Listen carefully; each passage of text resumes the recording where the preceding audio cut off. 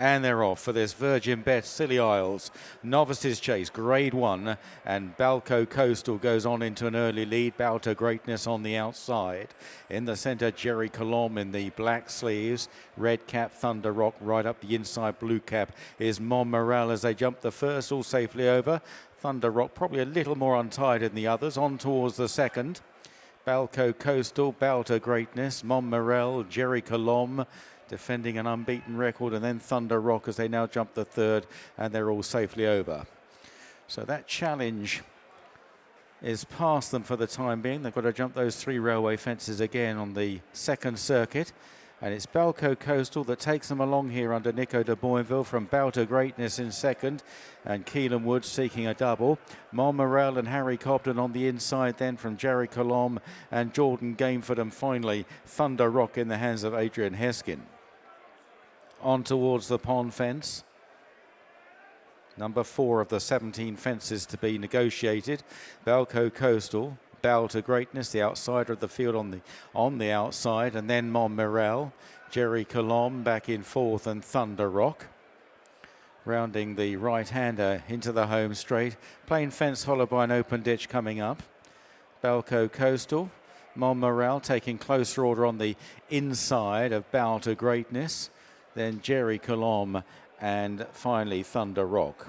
On now towards this open ditch, the outside part of the final fence, and Balco Coastal jumping well in the lead from Montmorel in second. Bow to Greatness, then Gerri Colombe back in fourth place, just on the inside there. The shade of odds-on favourite Gerri Colombe, followed by Thunder Rock.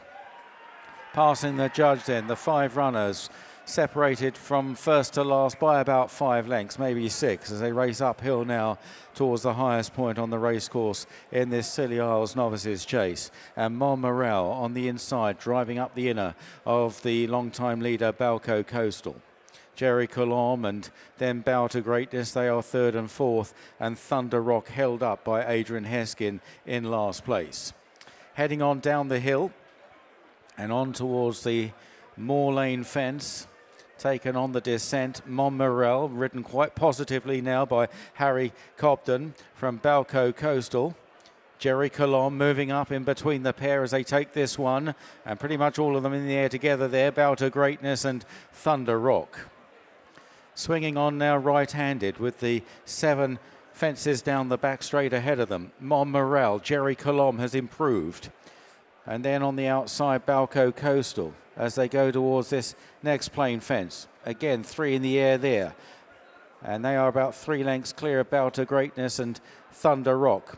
On to the next, Gerri Colombe probably just picking up in front there, the favourite. Gerri Colombe, a fine leap too from on the outside.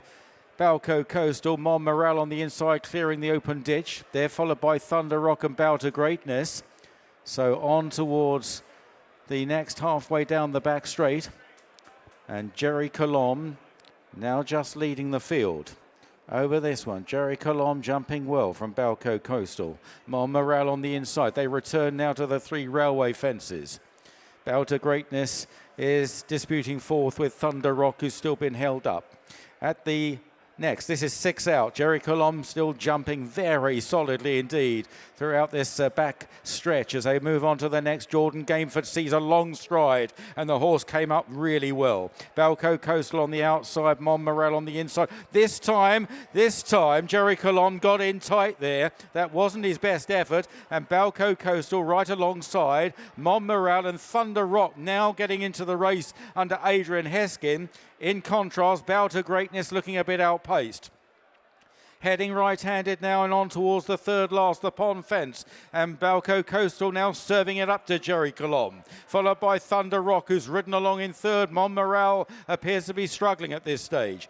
On towards 3 out, Balco Coastal and Gerri Colombe. There will be little between them as they jump this fence. Balco Coastal on the outside, Gerri Colombe on the inside. Thunder Rock is not far behind. He's about 1.5 lengths behind Gerri Colombe as they round the final turn. And it's Balco Coastal that leads. Gerri Gerri Colombe now driven along in second, and then Thunder Rock at the second last. Balco Coastal up well, but Gerri Colombe is recovering. He's got the margin down to half a length, and here comes the favourite coming again under Jordan Gainford, going towards the final fence. Thunder Rock back in third at the last. Gerri Colombe and Balco Coastal, they were in the air together. It's Gerri Colombe on the near side, Balco Coastal on the far side. Gerri Colombe, oh, he's a very powerful horse. He forges on now from Balco Coastal, and then Thunder Rock up towards the line. Gerri Colombe wins the Scilly Isles and maintains his unbeaten record. In second, Balco Coastal, a big run. Third, Thunder Rock. Montmorel well back in fourth from Bow to Greatness. Jordan, many congratulations. You're back 2 Grade 1s on this horse. So where did that kind of fit in terms of performance and what you were expecting before you came here today? Massively. Look, he's unbeaten. He's an unbeaten horse, and you just hope for these horses that everything stays going their way. He's a horse that just does enough, and I think whatever he does this year, it'll be a bonus to what he does next year. I think if he steps up and trip, that'll be left up to the boss, but he's a class horse. He looked the best horse coming into today. He did travel through the first half of the race, 3/4, maybe a bit better than I thought. What about you? Yeah, no, look, Nico and Harry set a good gallop over the first couple, and once they turned away from the stand down the hill, he came on it. The last one down the back, the second time, he had his 2 ears pricked and we were racing. I gave him a squeeze. It didn't plan out to what I thought it would, but he was quick away from it. We were going a serious gallop from the 4th last to the 3rd last, and I thought it'd be a good one to get up the hill. If I was in front, I was happy to let Nico go at a half length or length up on me and have one rattle at him, and I did that, and thankfully it worked. His jumping's a real asset, isn't it? It is very good. Obviously the softer the better. In Limerick I thought it was a hot race, and coming here today we were hopeful, so it worked. In terms of that ground, is that as dry, do you think, as good ground as he'd like, or do you think when he got a trip, say further down the line, that would maybe offset that? I think down the line I'd say a trip. Now, in saying that, I don't think he wants.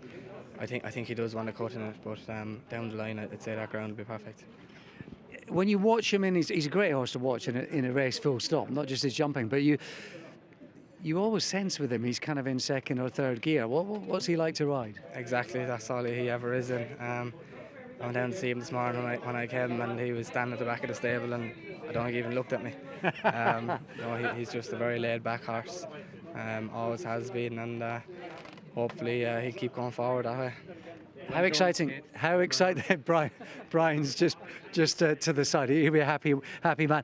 How exciting, therefore, could he be, given the fact that 2.5 miles round a track like this, surely just a starting point for him? Exactly, a starting point. I think this year, what he does this year is a benefit to what he does coming. Obviously, all the options will be there next year, and that'll be left down to Gordon and his team and Brian, of course. But he could. Someone said about a Gold Cup horse in time, he could go that route. You know, he's enough class for that. Your current run of form, they're going to have to start calling you Grade 1 Gainford, aren't they? Hewick in the States, this fella a couple of times. Look, it's been brilliant. I've a great agent behind me, Gary Cribben, from day one. He's backed me. I'm based with Gordon, and since I walked in the door there, he's looked after me as well. So no, look, I've great people around me, and I wouldn't be in this position only for all them people. And very briefly, without going too much into it, I suppose with Davy Russell retiring, the makeup of the yard, the dynamics of it had slightly changed. Did you, with Davy coming back in, albeit temporarily, did you have to kind of readjust in terms of how you were thinking as part of that setup and your career in the short term?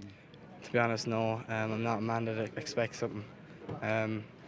If I get it, well and good, and I'm still young. I've been told that, and I've been taught that way since when I've started. So whatever comes my way, well and good, and we'll try to take it with both hands. And thankfully, I've got great opportunities this year, and Davy's world class, and he's an idol of mine. So fair play to him.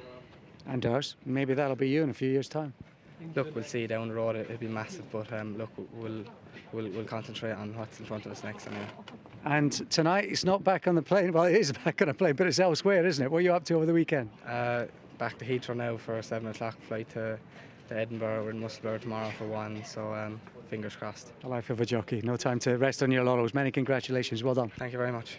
Subscribe to Racing TV's YouTube channel now to watch more great races like this.